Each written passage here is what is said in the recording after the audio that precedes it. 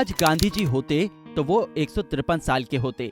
इतने साल आदमी कहाँ जीता है, लेकिन गांधी जी रहे हैं तभी तो हम आज भी गांधी जी को याद करते हैं। आज पूरा देश राष्ट्रपिता महात्मा गांधी की 153वीं जयंती मना रहा है।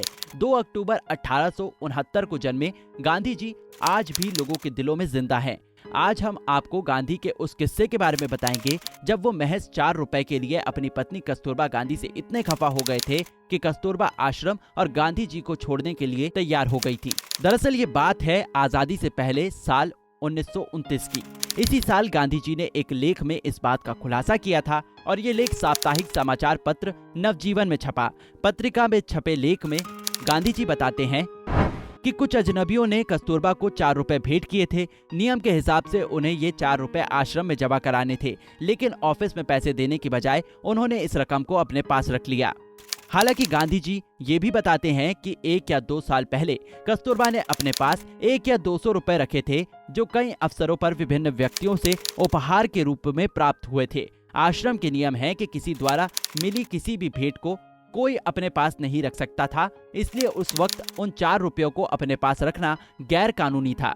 नवजीवन अखबार में गांधी जी द्वारा लिखे लेख के मुताबिक पत्नी के अपराध का खुलासा उस वक्त हुआ जब एक दिन कुछ चोर आश्रम में घुस गए। सौभाग्य से वे जिस कमरे में घुसे थे उन्हें वहां कुछ नहीं मिला। हालांकि जब ये बात आश्रम वासियों को मालूम हुई तो गांधी जी की पत्नी कस्तूरबा गांधी काफी घबरा गई और अपने द्वारा छिपाई गई उस रकम को देखने के लिए उत्सुक हो गई। हालांकि पता चलने के बाद कस्तूरबा ने पैसे वापस कर दिए और कसम खाई कि वो ऐसा आगे कभी नहीं करेगी। जिसके बाद उन्होंने एक और कसम खाई, अगर आगे फिर कुछ ऐसा होता है तो वो गांधी जी और आश्रम को छोड़ देंगी।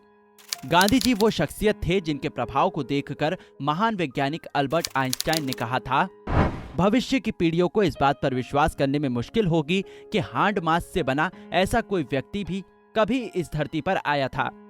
भारत में महात्मा गांधी ने सत्याग्रह और अहिंसा के बल पर ब्रिटिश हुकूमत को देश छोड़ने के लिए मजबूर कर दिया था, लेकिन उनकी प्रयोग भूमि दक्षिण अफ्रीका थी।